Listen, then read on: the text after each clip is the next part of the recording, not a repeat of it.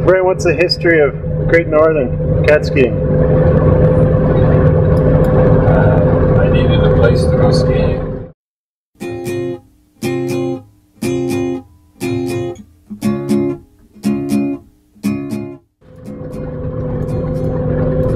Nowhere good enough, so you made one yourself? Unfortunately, I couldn't afford to do it myself, so I had to get people to